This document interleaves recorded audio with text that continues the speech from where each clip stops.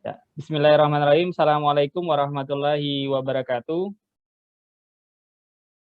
Selamat pagi Bapak Ibu semuanya. Salam kenal, saya Lasmedi Afwan. Ya, senang sekali pada pagi hari ini saya bisa berjumpa dengan Bapak Ibu yang sangat luar biasa ya. eh, Meluangkan waktunya pada pagi hari ini untuk mengikuti diskusi yang nanti akan kami sampaikan terkait dengan tips dan trik bagaimana caranya menembus jurnal nasional Sinta gitu ya. Nah, izin untuk share screen saya.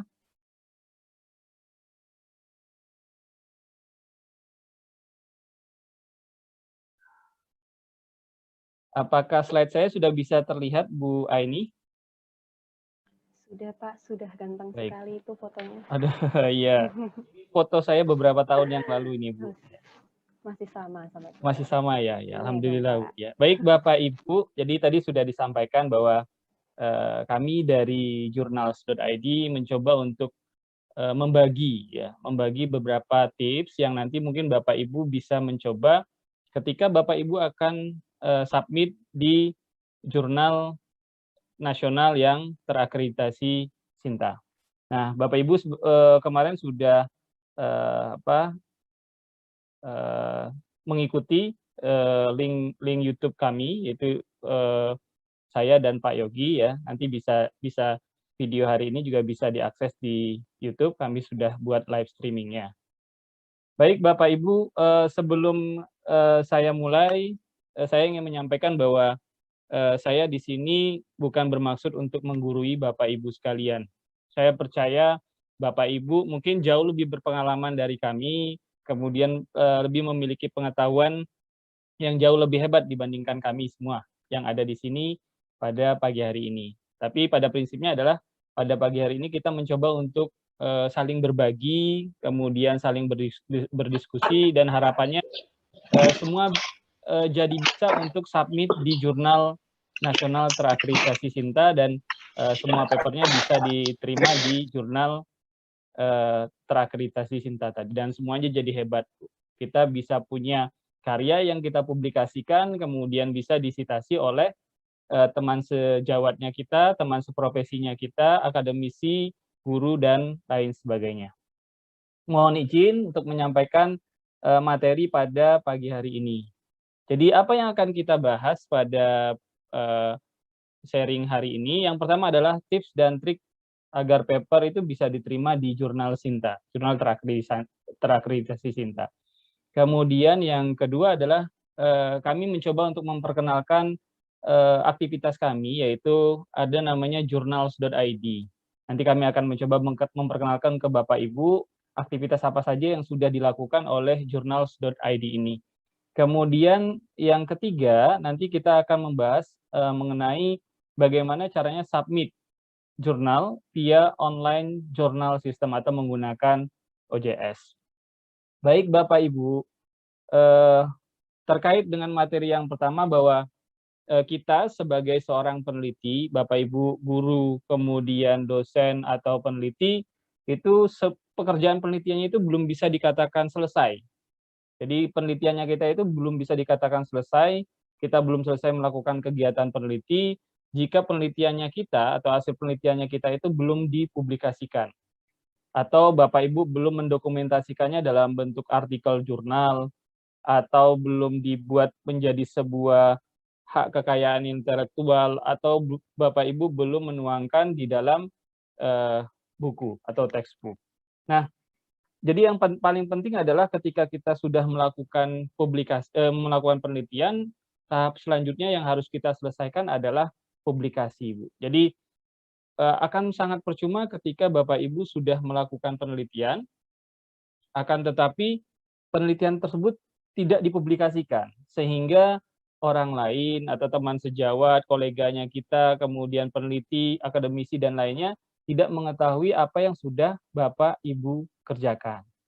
Jadi pekerjaannya kita akan selesai ketika penelitiannya kita itu sudah dipublikasikan. Nah, jadi sebuah kegiatan publikasi ini adalah kegiatan yang berulang, ya. Jadi kita awali dengan sebuah ide, kita punya ide, kemudian kalau misalnya ide itu tidak kita eksekusi menjadi sebuah penelitian, maka dia akan perish atau publish and perish ya, Bu. Jadi ini gambar yang sering muncul ketika kita membahas mengenai, publikasi. Ya. Jadi ada ide tapi tidak dieksekusi atau tidak kita jadikan sebagai sebuah penelitian, ya dia akan binasa juga ide tersebut.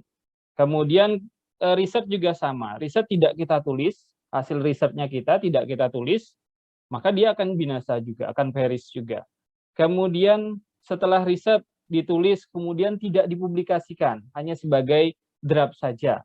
Nah, itu juga akan, menjadi satu hal yang percuma. Jadi ada baiknya kita mempublikasikan apa yang sudah kita kerjakan, ide yang sudah kita miliki, kemudian kita, lakukan penelitian atau research, kemudian kita tulis dan kita publikasikan. Ya. Nah, dan ini akan terus berulang. Jadi aktivitas ketika Bapak Ibu punya ide, kalau saya misalnya di kampus punya ide, ya saya lakukan research, baik itu riset mandiri maupun riset yang didanai oleh institusi. Kemudian ditulis laporannya, luarannya dituntut misalnya publikasi di jurnal minimal Sinta 2 atau target luarannya jurnal yang Q1, Q2 atau Q4 seperti itu. Jadi kita mempublikasikan apa yang sudah kita kerjakan. Kalau tidak, ini akan menjadi sebuah pekerjaan yang sia-sia saja kalau misalnya Bapak Ibu tidak sampai mempublikasikan. Jadi sangat disayangkan. Karena langkahnya tinggal satu, ketika sudah menulis, hasilnya tinggal kita publikasikan, kita submit ke jurnal atau kita masukkan ke conference dan lain sebagainya. Jadi aktivitasnya yang berulang. Nah, ketika kita menulis sebuah publikasi ya atau kita mengirimkan jurnal, artikelnya kita ke jurnal, itu pasti ada motivasinya Bapak Ibu. Jadi ada yang mendorong kita agar ini kita publikasikan. Yang pertama adalah tridharma perguruan tinggi. Jadi kalau misalnya di akademisi, di dosen atau di Bapak Ibu yang lain juga pasti ada kewajiban ya. Jadi salah satu kewajiban yang harus dilaksanakan oleh akademisi di perguruan tinggi adalah tridharmanya, yang di bidang 2 yaitu penelitian. Jadi kita melakukan penelitian, kemudian kita luaran dari penelitiannya kita adalah disubmit ke jurnal nasional maupun jurnal internasional. Kemudian yang kedua adalah penyebaran hasil penelitian secara nasional. Jadi harapannya itu apa yang sudah kita kerjakan itu bisa diketahui oleh orang banyak. Kalau misalnya kita publish di jurnal nasional berarti nanti lingkupnya adalah nasional. Kemudian reputasi dari peneliti atau institusi. Kalau sekarang kan kita punya istilahnya H-index gitu ya. Jadi kita bisa melihat ukuran atau peringkat dari seseorang itu ya kan, seberapa banyak paper yang dia sudah publikasikan, kemudian paper yang disitasi gitu kan. Nah, itu reputasinya. Jadi sebuah kebanggaan mungkin bagi seorang peneliti ketika papernya itu terbit di jurnal-jurnal yang bergengsi, kemudian disitasi oleh banyak peneliti. Kemudian motivasi yang berikutnya adalah kenaikan setiap jenjang Bapak Ibu. Jadi kalau kita yang fungsional dosen itu peneliti, guru, widya iswara, prekayasa, kita dituntut ya. Untuk kenaikan jenjang itu kita salah satu komponen yang harus kita penuhi adalah komponen penelitian, yaitu publikasi tadi. Kemudian motivasi lain ya, yaitu mempertahankan tunjangan Bapak Ibu. Ini kaitannya dengan koin ini. Jadi kalau yang sudah guru besar atau lektor kepala itu kan sesuai dengan Permendikti tahun 2007 nomor 20 itu diwajibkan untuk melakukan publikasi tadi. Nah, ada juga sebagai syarat kelulusan. Jadi kelulusan mahasiswa magister atau kalau doktor ya diwajibkan ya seperti saya dulu diwajibkan untuk mempublikasikan satu jurnal di jurnal internasional. Ini menjadi sebuah kewajiban ya. Nah, kemudian syarat untuk beasiswa atau luaran dari penelitian. Tadi seperti yang sudah saya sampaikan bahwa ketika kita mengajukan proposal penelitian di sana ada syarat ya, syarat bahwa kalau misalnya kita didanai penelitiannya, maka luarannya apa, ya. Nah, luaran ini yang akan dipegang oleh pemberi dana, bahwa kita menjanjikan, oh nanti submit di jurnal Sinta 2 atau submit di jurnal internasional. Itu menjadi syarat, ya, bagi penerima beasiswa atau penerima penelitian. Nah, kemudian motivasi yang berikutnya adalah melindungi hasil penelitian Bapak Ibu. Jadi kalau misalnya kita sudah publikasi duluan, kemudian ada yang melakukan hal yang sama kan akan dilihat. Oh, siapa yang lebih dulu? Oh, berarti ini karyanya si A, karena dia publikasi lebih dulu. Karena kita kan cepat-cepatan. Kalau misalnya penelitian itu kan sangat dinamis sekali Bapak Ibu. Sekarang kita punya ide, kalau kita tidak eksekusi sekarang idenya, kita tidak melakukan riset, bisa jadi besok atau lusa sudah ada yang mengeksekusi idenya kita. Nah, kemudian motivasi yang terakhir, ya, yaitu memperoleh insentif. Jadi ada beberapa kampus Bapak Ibu, jadi memberikan reward atau insentif kepada dosennya yang melakukan publikasi, baik itu di jurnal internasional, jurnal nasional bereputasi atau terakreditasi Sinta 2, itu ada insentifnya. Jadi kampus pun juga berlomba-lomba untuk menaikkan prestis kampus tersebut. Jadi dengan publikasi Tridharma tadi ya, dengan publikasi yang banyak ya kan, dia akan menaikkan grade-nya atau prestisnya kampus tersebut. Jadi dengan memberikan insentif, Bu. Jadi ada poin tadi kalau misalnya kaitannya dengan kepangkatan, ada poin di sana.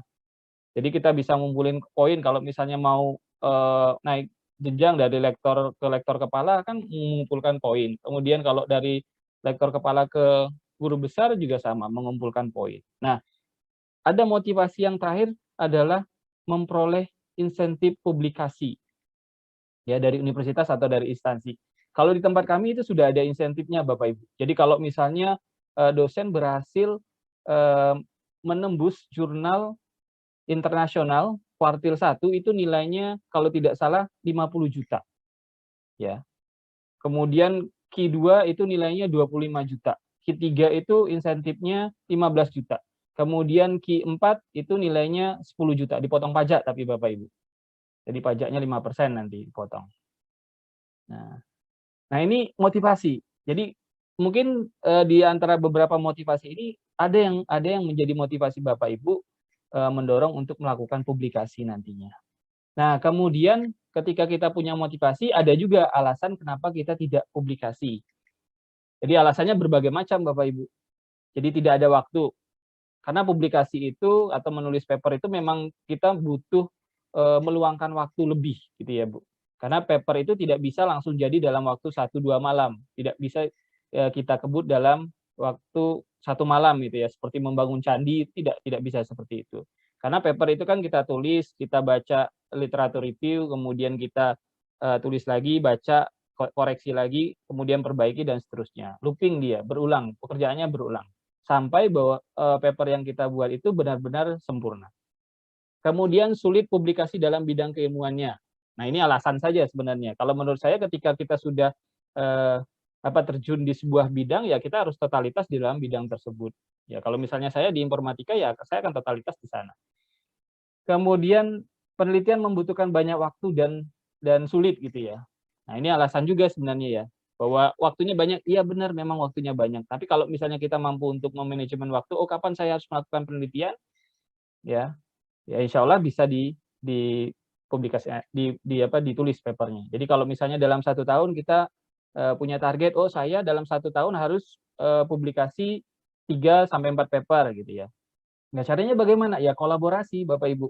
Kalau misalnya waktunya kita sedikit, kita punya tim, bangun tim. Kita punya, karena paper itu tidak bisa ditulis oleh 1 orang saja. Ya kalau misalnya jurnal-jurnal nasional itu biasanya itu sangat tidak menyarankan bahwa paper itu ditulis oleh 1 orang. Berarti kita harus berkolaborasi. Alat-alat terbatas. Ya. Nah, ini kalau alat-alat terbatas mungkin bisa diantisipasi atau diatasi dengan misalnya bantuan dari universitas atau bantuan dari instansi. Kemudian ada yang tidak peduli dengan kepangkatan. Ya. Jadi mungkin ada juga dia profesinya guru atau dosen atau akademisi atau peneliti ya. Kalau peneliti pun juga kadang cuek sama kepangkatan. Ya, ini kan sangat disayangkan bahwa kepangkatan itu kan nanti akan linier dengan koin yang akan diterima. Ya kan nanti imbasnya kan ke kehidupan keluarga. Kemudian malas berurusan dengan komentar editor atau reviewer. Nah, ini juga nih. Jadi komentarnya sudah panjang dari editor atau dari reviewer ya, kita sudah malas melihat permintaannya macam-macam ya. Padahal kalau misalnya kita ikuti satu persatu, ya itu akan mudah ya. Dan ribuan alasan lainnya. Jadi harapan saya ini tidak menjadi alasan Bapak tidak melakukan publikasi. Ya. Nah, saat ini ya di Indonesia sendiri kita punya sebuah portal ya di alamatnya sinta.ristekprint.go.id. Jadi di sini kita bisa melihat kinerja dari para peneliti yang ada di Indonesia, akademisi yang ada di Indonesia. Jadi kalau di Sinta itu ada 5.990 jurnal, baik itu Sinta 1 sampai Sinta 6 Bapak Ibu. Nanti Bapak Ibu bisa browsing di sana di sinta.ristekprint.go.id. Jadi ini kita bisa melihat indeks atau kinerja dari para peneliti, kemudian kinerja dari universitas, ya, baik tulisan nasional maupun internasionalnya. Kita bisa lihat. Nah, di sini ada jurnal yang sudah terakreditasi Sinta. Ada 5.990 jurnal. Ya, kalau menurut kami ini masih jumlahnya masih sangat sedikit ya. Kita bisa upgrade lagi jumlahnya, ya. Upgrade lagi jumlahnya itu kita bisa lakukan nanti. Nanti kami bisa berbagi tips bagaimana kita membantu untuk mengupgrade jumlah jurnal yang terakreditasi Sinta. Nah, pada tips dan trik ini saya merangkum menjadi 9 jurus sakti Bapak Ibu. Ya. Jadi ada 9 jurus yang Bapak Ibu, kalau Bapak Ibu ikuti, insya Allah Bapak Ibu bisa menembus jurnal Sinta, baik itu Sinta 1, 2, 3, 4, 5, sampai Sinta 6. Nah, kita akan lihat jurus yang pertama, Bapak Ibu. Jadi, jurus yang pertama adalah Bapak Ibu harus mencari jurnal yang tepat untuk artikel Bapak Ibu. Ya, jadi Bapak Ibu bisa browsing di sinta.ristekprint tadi, ya Bapak Ibu bisa browsing di sini, ya. Bapak Ibu bisa cari jurnal yang tepat untuk Bapak Ibu, sesuai dengan bidang keilmuan Bapak Ibu sekalian. Nanti bisa dipilih apakah Sinta 1 yang akan disubmit, Sinta 2, Sinta 3, Sinta 4, dan seterusnya. Jadi kita cari jurnal yang tepat. Nah, biasanya kan setiap jurnal itu kan punya scoop dan fokusnya. Jadi disesuaikan dengan scoop dan fokus dari artikel Bapak Ibu sekalian. Atau ya, kalau misalnya Bapak Ibu sudah punya tulisan, ya. Saya ini sekarang sudah melakukan penelitian, kemudian saya sudah menulis sebuah paper, kemudian saya sudah membuat draft papernya ya. Sekarang tinggal pekerjaan saya adalah mempublikasikan. Nah, Bapak Ibu bisa berdasarkan papernya Bapak Ibu searching di sinta.ristekprint tadi. Kira-kira jurnal mana yang cocok dengan artikelnya Bapak Ibu. Jadi boleh dari mencari jurnal terlebih dahulu, kemudian kita buat tulisan sesuai dengan jurnal tersebut, atau dari paper yang sudah kita miliki, kemudian baru kita submit ke jurnal yang tepat di sinta.ristekprint.go.id. Ini yang pertama. Jadi kita mencari jurnal yang tepat, ya Bu. Kemudian yang kedua ini, nah ini seperti ini Bu. Jadi misalnya kalau di saya ada jurnal kemarin menjadi reviewer di jurnal informatika, ini yang diterbitkan oleh Teknik Informatika UMP, ya Universitas Muhammadiyah Purwokerto, dan yang diterbitkan oleh Hasanah Informatika. Ini jurusan informatika juga di Universitas Muhammadiyah Surakarta, gitu ya. Nah, jadi ini semuanya sudah Sinta 2. Kita browsing saja berdasarkan kata kunci yang kita sesuaikan dengan artikel jurnalnya kita atau sesuai dengan bidang ilmunya kita. Jadi kita akan mendapatkan nanti Sinta 2, Sinta 3, Sinta 4, atau Sinta 6, dan seterusnya. Nah, mungkin Bapak Ibu bisa mengawali. Kalau misalnya Bapak Ibu sudah pede, sudah yakin bahwa oh saya ini bisa bisa tembus ke Sinta 2. Ya, bisa langsung ke Sinta 2, atau misalnya kita berlatih dulu masuk ke Sinta 6, Sinta 5, Sinta 4, Sinta 3, Sinta 2, nanti ke Sinta 1. Jadi semuanya proses Bapak Ibu. Kita berlatih, menulis, kemudian dipublikasikan, ya tulis lagi, perbaiki lagi gitu ya, terus kirimkan kembali. Nah, ini jurus yang pertama. Jadi pilih jurnal yang cocok dengan tulisan Bapak Ibu, atau pilih jurnalnya dulu, nanti disesuaikan tulisannya dengan jurnal tersebut. Nah, kemudian jurus yang kedua adalah Bapak Ibu harus memilih ya jurnal yang fokus dan ruang lingkupnya yang sesuai dengan artikel yang Bapak Ibu publikasikan. Jadi kan sebuah jurnal itu kan ada fokusnya, scope dan fokusnya, ya, fokus dan ruang lingkupnya. Jadi misalnya scope-nya apa? Oh, jurnal pendidikan dan teknologi. Oh, dia berarti scope-nya dia di pendidikan, semua yang terkait dengan pendidikan dan teknologi itu bisa masuk di sana. Ya, jadi scope-nya itu. Jadi kita sesuaikan, jangan sampai kalau misalnya tulisannya terkait dengan sosial, tapi kita masukkan ke IT gitu ya, ke jurnal informatika, kan nggak nyambung Bapak Ibu. Jadi di awal pun kita sudah di reject. Ya, dipastikan bahwa editor, ketika melihat, editor kan akan screening awal. Dia akan melihat, oh ternyata scope-nya bukan scope-nya kita, maka dengan sangat berat hati, ya, tulisannya kita akan di reject langsung tanpa melalui proses review. Kemudian fokus juga sama. Jadi biasanya di setiap terbitan, ya nomor itu, ya volume terbitan itu mereka menuliskan fokusnya. Oh, untuk terbitan ini mereka akan fokus di apa gitu ya. Ya. Jadi kita lihat, ya kita kenali dulu jurnalnya kita. Jadi kalau misalnya tadi di Juwita kita kenali scope-nya apa? Oh, scope-nya adalah data mining, kemudian information retrieval, kemudian machine learning, dan scope yang lain gitu ya. Oh, berarti kalau misalnya tulisannya kita ada kaitannya dengan ini, kita bisa masuk ke sana. Nah, kemudian di fokusnya, oh ternyata di terbitan yang kemarin dia fokusnya mengenai information retrieval. Kebanyakan tulisannya itu dia mengundang para peneliti, mengundang para akademisi untuk submit yang kaitannya fokusnya dengan information retrieval. Terus dia menerbitkan lagi bahwa nanti di edisi berikutnya ini akan fokus pada apa misalnya teknologi industri 4.0 misal seperti itu ya Bapak Ibu. Nah, kita akan mengikuti itu. Jadi kita menyesuaikan. Bukan berarti tadi kalau misalnya di luar fokus itu tapi masuk ke dalam skopnya itu tidak diterima. Ya, jadi tetap diterima. Jadi kalau misalnya fokusnya A tapi tulisannya kita bukan fokus A, tapi masih masuk di dalam skop itu, ya masih bisa diterima. Ya, tapi kalau misalnya sudah di luar skopnya atau di luar ruang lingkup dari jurnal tersebut, ya pasti akan langsung di-reject. Ya. Ini yang kedua, Bapak Ibu. Jadi kita harus pilih fokus dan ruang lingkup. Nah, biasakan Bapak Ibu kita mengenal lebih dekat, ya kan? Jadi kan kalau misalnya kita ingin disayangi atau dicintai kan kita harus mengenal lebih dekat dulu.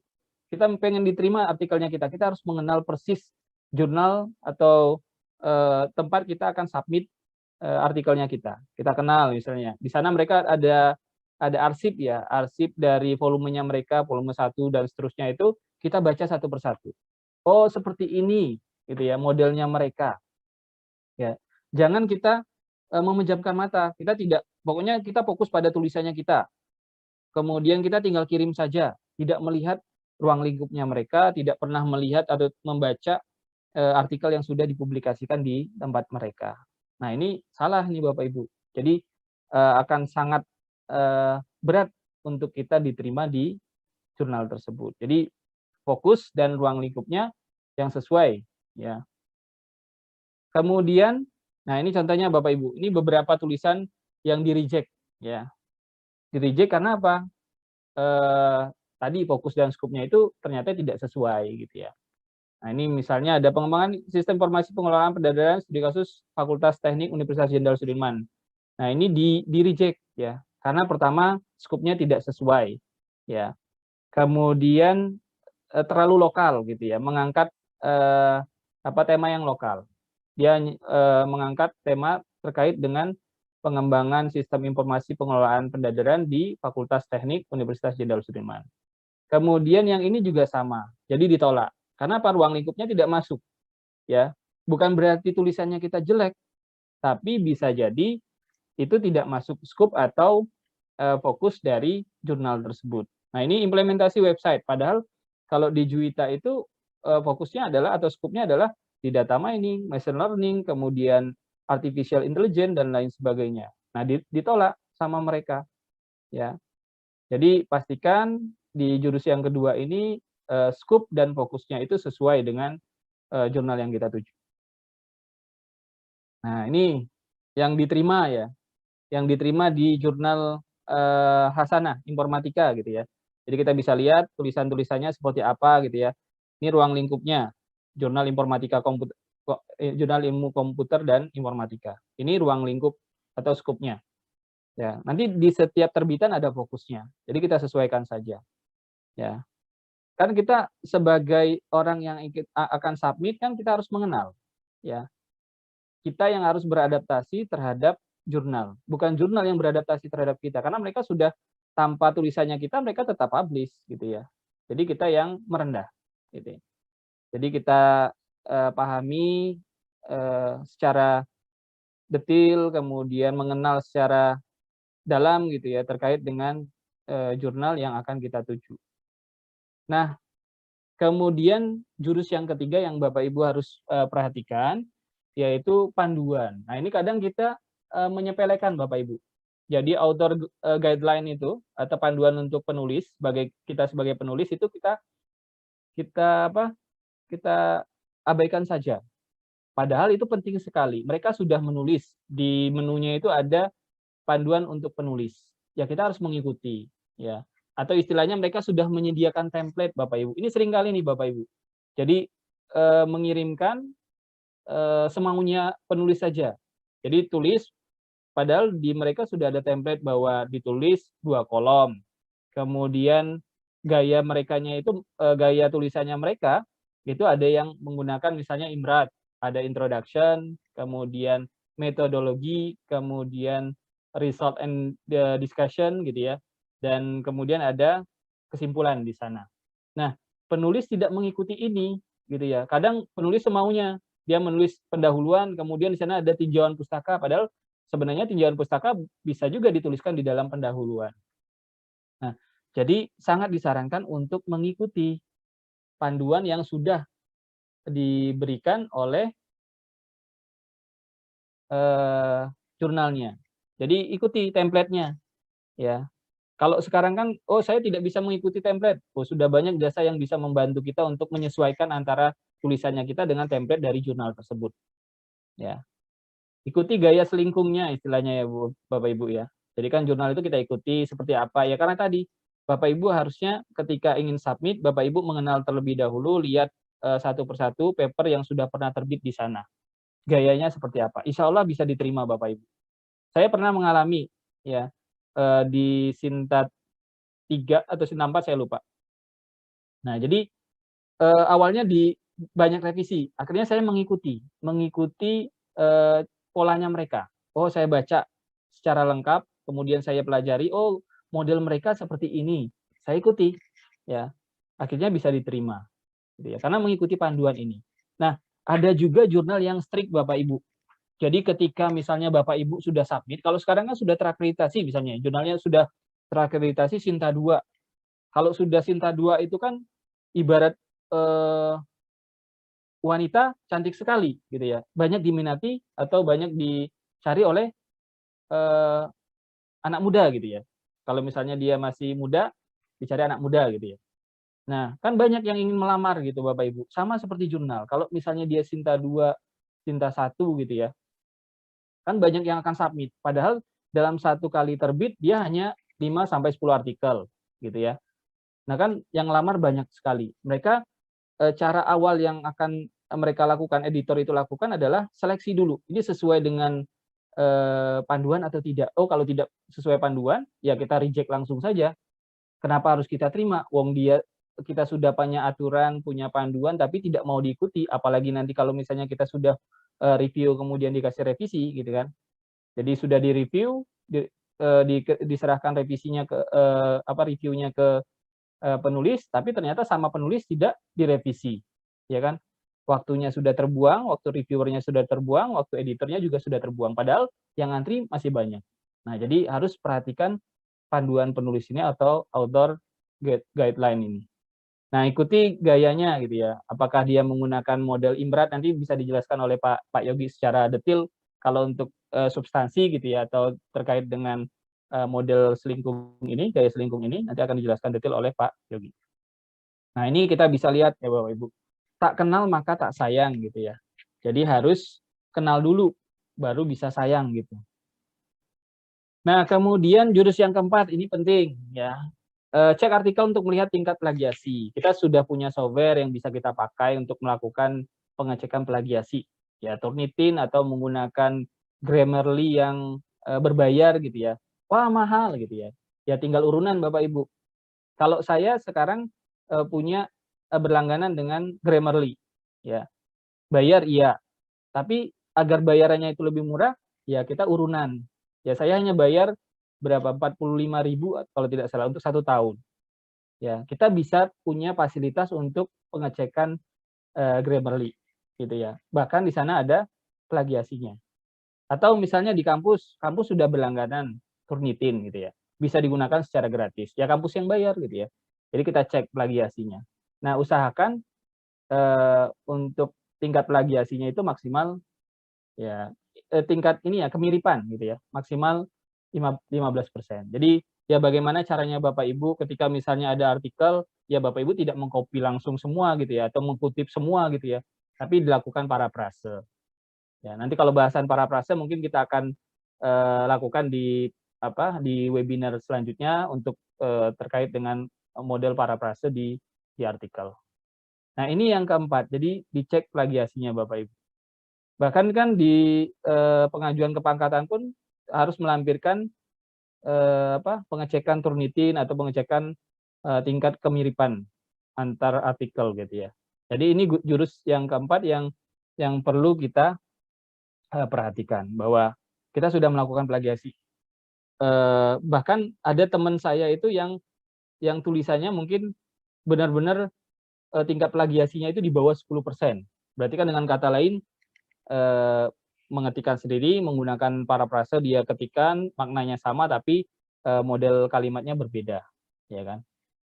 Nah, itu sangat bagus sekali. Atau ada teknik lagi, ya teknik lagi misalnya ya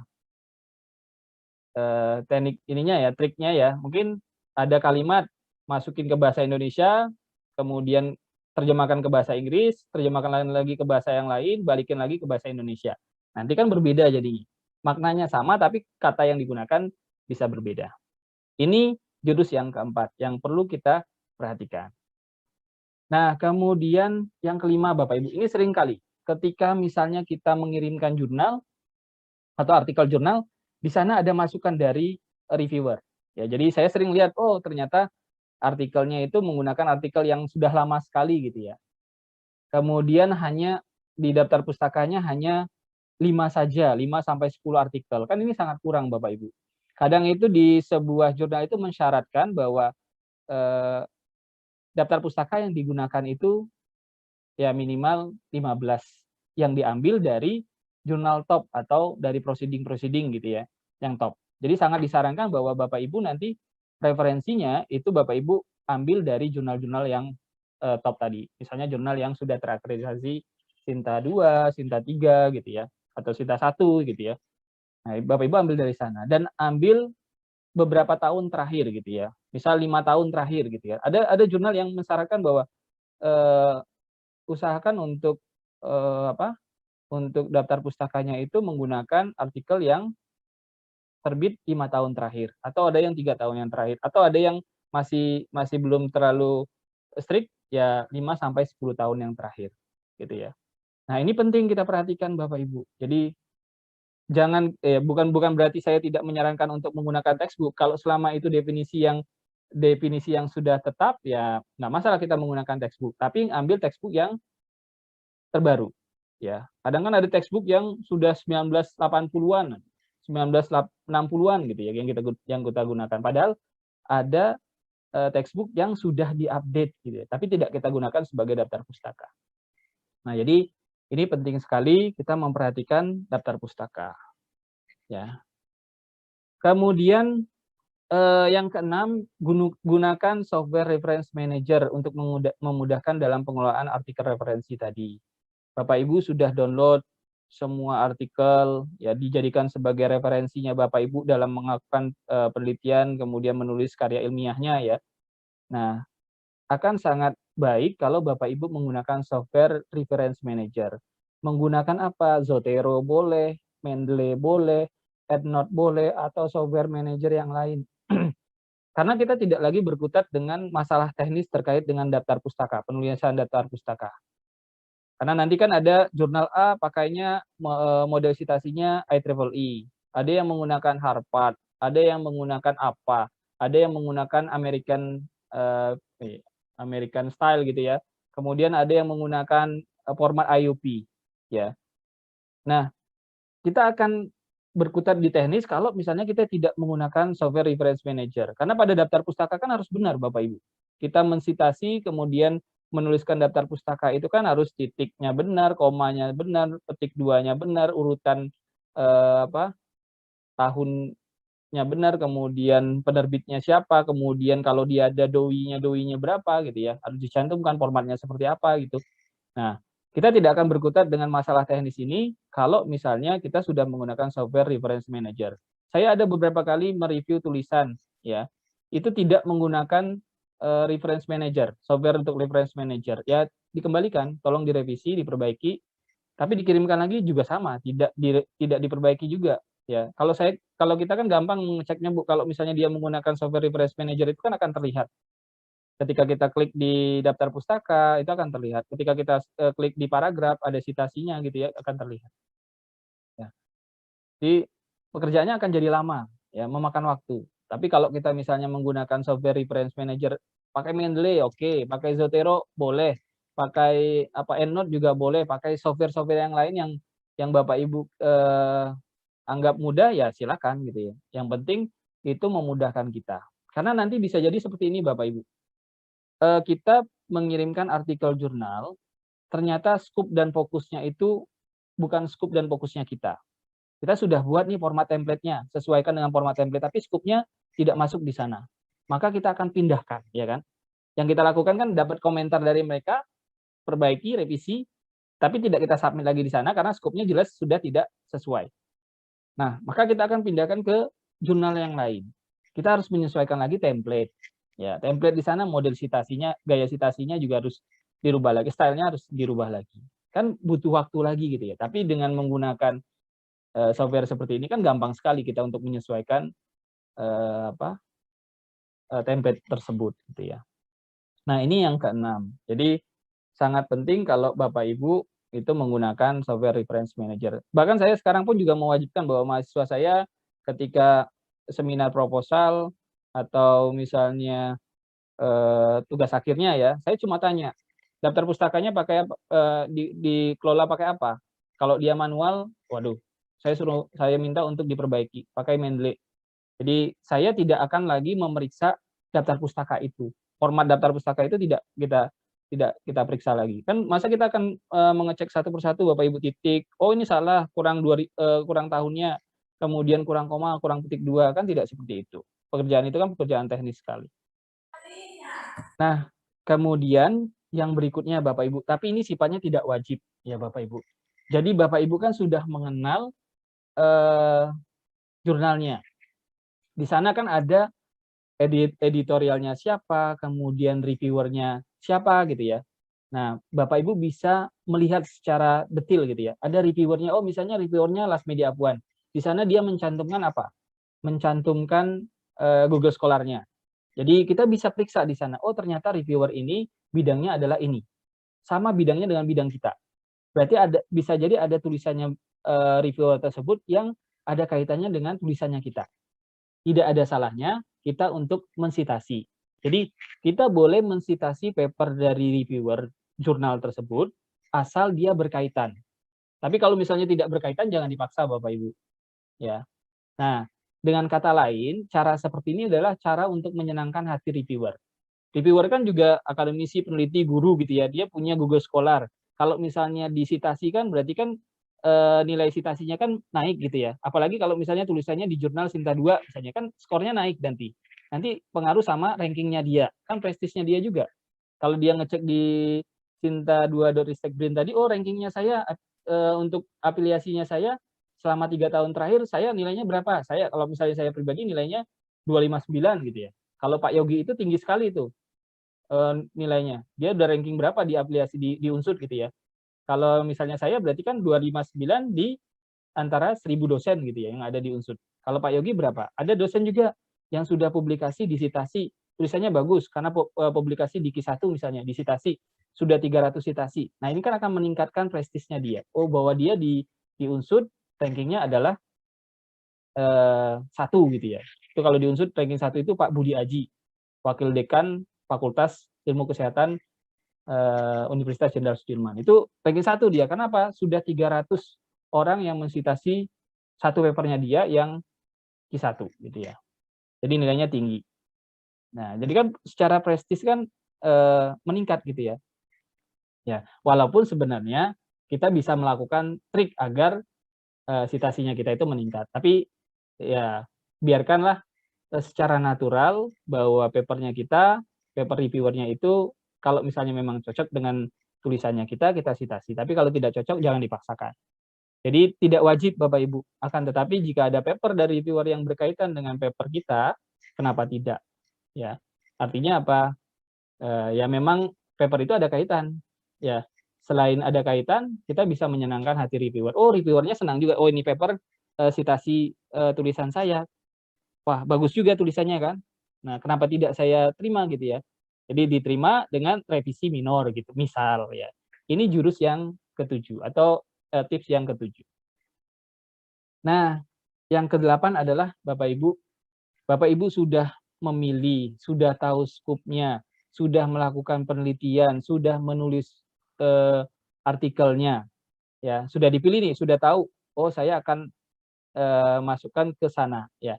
Semua itu tidak akan ada artinya kalau Bapak Ibu belum submit, gitu ya. Sudah dipilih, kita sudah mengikuti jurus 1 sampai 7 tadi, nggak ada artinya kalau akhirnya kita tidak submit juga ke jurnal yang kita tuju. Jadi, submitlah artikel yang sudah Bapak Ibu tulis, yang sudah disesuaikan template-nya, yang sudah mengikuti aturan-aturan yang diberikan oleh jurnal ke jurnal yang Bapak Ibu pilih tadi. Jadi aksi, action-nya gitu ya Bu. Jadi kita sudah panjang lebar ngomong, tapi ternyata di akhir kita tidak submit, ya percuma saja. Ya, jadi harus tetap istilahnya ada ide eksekusi Bapak Ibu. Ide dieksekusi, ide dieksekusi, kemudian dipublish. Ya, sampai submit. Nah, kemudian biasanya ketika kita sudah submit, ya, Bapak Ibu sudah mengikuti semua panduan yang diberikan oleh jurnal, oleh editornya gitu ya, sudah ada itu ya. Kadang itu kan ketika kita sudah submit ada respon dari editor. Oh, screening awal oke. Kalau screening awalnya sudah oke, maka dia akan meneruskan ke reviewer. Nah, dari reviewer biasanya kan butuh waktu, kalau reviewer itu kan kalau di OJS itu kan kita set waktunya, misalnya, oh dia bisa mereview dalam waktu berapa, 2 minggu gitu ya. Ya review dalam waktu 2 minggu. Nah, setelah direview oleh reviewer biasanya ada tulisan, ya. Kalau sekarang model review yang dilakukan di jurnal-jurnal itu blind review. Artinya apa? Kalau kita tidak tahu siapa yang submit itu. Jadi tidak tahu detail.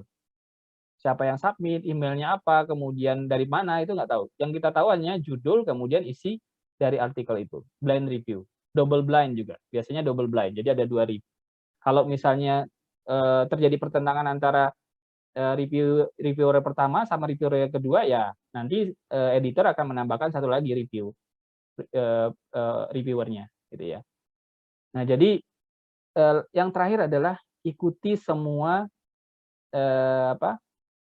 permintaan atau revisi yang diminta oleh reviewer. Nah, tadi kan ada alasan untuk tidak motivasi adalah malas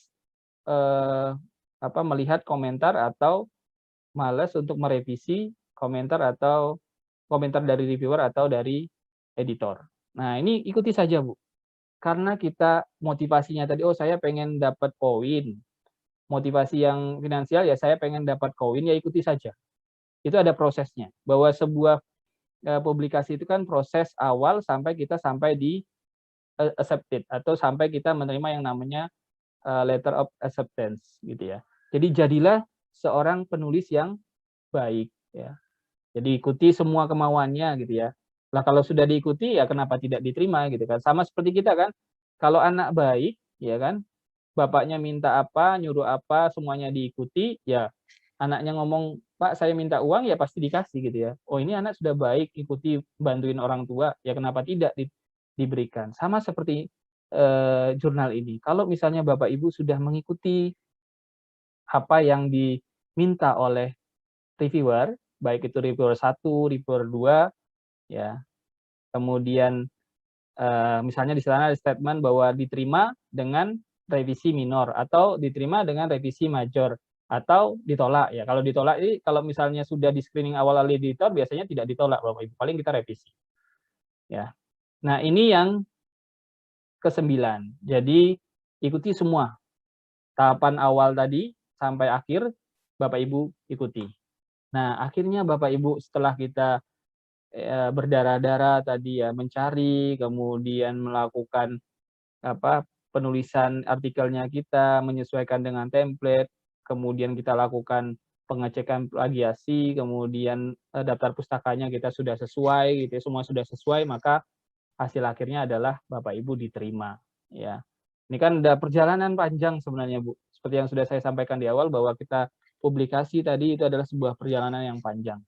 Jadi tidak bisa langsung tiba-tiba papernya kita diterima gitu, tidak bisa seperti itu.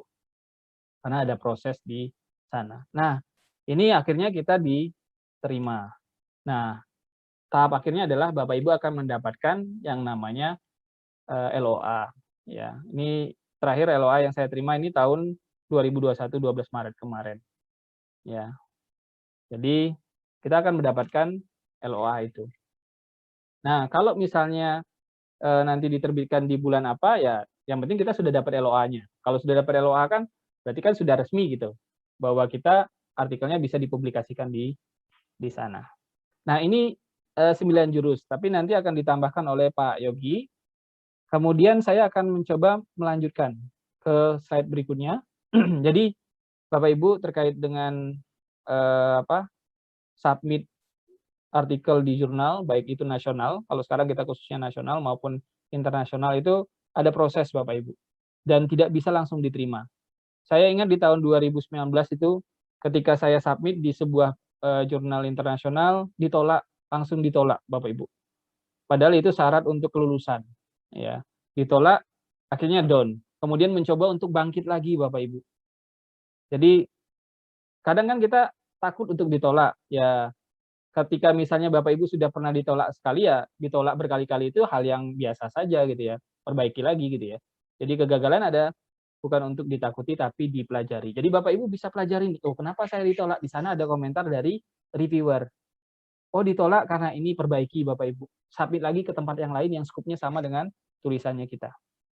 Jadi kalau misalnya sudah kita perbaiki, ya biar nggak keulang lagi ya kesalahannya kita di masa yang akan datang gitu ya. Oh kita sudah tahu celahnya. Oh kalau saya mau submit, celahnya seperti ini yang harus saya perbaiki. Ya. Nah, jika jatuh bangkit lagi Bapak Ibu. Jadi dulu awalnya saya 2019 pertama kali submit di jurnal internasional, ya seperti itu, jatuh, down gitu ya. Karena aduh panik, seperti apa nih? Jangan-jangan saya tidak bisa lulus nanti gitu ya. Tapi ya akhirnya bangkit lagi, bangkit, coba lagi, perbaiki lagi tulisan sesuai dengan komentar, submit lagi, submit lagi ke jurnal yang lain, kemudian dapat revisi, diperbaiki lagi, kemudian submit lagi. Jadi jika jatuh ya bangkit lagi, jika gagal ya coba lagi ya Bu. Kan nggak salah. Kalau misalnya jatuh, ya, coba lagi, kirim lagi gitu ya. Pindahkan ke tempat yang lain yang skupnya sama dengan artikelnya kita. Seperti itu terkait dengan tips dari saya terkait dengan bagaimana agar artikelnya kita bisa diterima di jurnal nasional terakreditasi Sinta. Nah, selanjutnya Bapak Ibu, jadi kegiatan ini diselenggarakan di bawah naungan Infinite Corporation. Jadi Infinite Corporation itu adalah sebuah CV yang mengkhususkan ya. Jadi kami mengkhususkan untuk membuat sebuah jurnal, ya. Bukan sebuah jurnal, tapi beberapa jurnal yang sudah kami kelola. Jadi kami namakan sebagai journals.id. Nah, apa itu journals.id? Jadi Bapak Ibu, ini berawal dari diskusi ringan sebenarnya. Jadi melihat fenomena yang sekarang bahwa di Indonesia ada 5.990 jurnal. Kalau secara jumlah ini masih sangat sedikit, Bapak Ibu. Kalau misalnya 5.990 jurnal itu kan semua bidang. Kalau bidang informatika mungkin lebih sedikit lagi. Bidang sosial humaniora lebih sedikit lagi. Bidang ekonomi juga lebih sedikit lagi. Terus bidang yang lain juga lebih sedikit lagi. Maka kami memunculkan ide, gitu ya. Saya ya bertiga ini, ya. Saya, kemudian Pak Yogi, ya, kemudian Pak Ari Fadli, itu mencoba ya bagaimana kalau misalnya kita buat jurnal, ya. Jurnal sendiri harapannya nanti jurnal ini bisa menjadi bagian Sinta gitu ya. Kalau sekarang memang belum terakreditasi. Jadi kita baru buat itu di Januari 2021. Kita baru sampai ke terbitan yang ketiga ini Bapak Ibu. Ya, volume 1 nomor 3 gitu ya. Jadi kita baru sampai 3 kali publikasi. Jadi di journals.id ini kita punya sekarang mengelola 3 jurnal. Jadi jurnal yang pertama itu adalah Jurnal Pendidikan dan Teknologi Indonesia. Ini JPTI. Nanti Bapak Ibu bisa buka di jpti.journals.id ya. Jadi ini publish setiap bulan, monthly kita. Jadi selama setahun itu kita terbit 12 kali. Jadi kalau misalnya nanti Bapak Ibu kira-kiranya ada artikel yang ingin dipublikasikan karya dari mahasiswanya gitu ya, dan tidak menuntut untuk harus Sinta, ya mungkin bisa dipublikasikan di JPTI ini, jpti.journals.id. Ya, jadi harapan kami itu kami bisa berkontribusi ke jurnal yang ada di Indonesia bahwa di bidang pendidikan dan teknologi kita menambah lagi 1 jurnal. Kemudian jurnal yang kedua yang kami kelola Bapak Ibu adalah JPMI. Jadi tadi ada Tridharma Perguruan Tinggi, salah 2-nya adalah bagian penelitian dan pengabdian masyarakat. Nah, di pengabdian masyarakat kami juga membuat jurnal ya. Jadi harapannya nanti kami bisa menampung Bapak Ibu yang butuh jurnal yang terbitnya 2 bulan sekali. Ini 2 bulan sekali kita terbit. Jadi periode Februari dan Februari, April, Juni nanti selama 6 kali dalam 1 tahun. Nah, nanti harapannya kalau misalnya oh ternyata ada Bapak Ibu dosen gitu ya yang butuh apa tadi ya kaitannya dengan kepangkatan atau kaitannya dengan BKD butuh KUM istilahnya ya atau syarat untuk tetap BKD-nya jalan mungkin bisa nanti submit di JPTI atau di di jpti.journals.id atau di JPMI ini.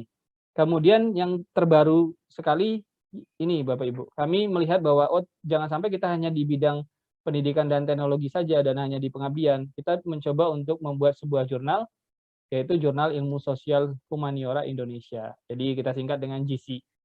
Nah, sementara masih beralamat di ojs.journals.id. Jadi menjadi subdomain dari journals.id. Nah, ini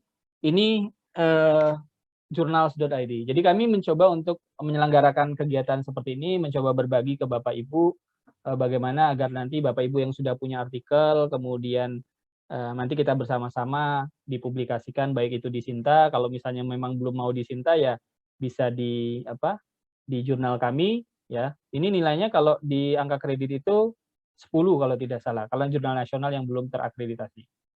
Ya, beda dengan kalau misalnya yang Sinta 2, Sinta 3 kan sudah nilai di atas 10 gitu ya, 15, 20 gitu ya.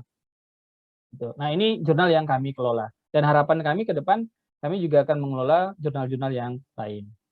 Nah, di sini terkait dengan journals.id ini, jurnal kami menggunakan OJS. Nanti kami mengundang Bapak Ibu sekalian, ya Bapak Ibu guru, dosen, kemudian peneliti dan lain sebagainya. Kalau misalnya ada tulisan ya yang akan disubmit, ya Bapak Ibu bisa submit ke jurnal kami.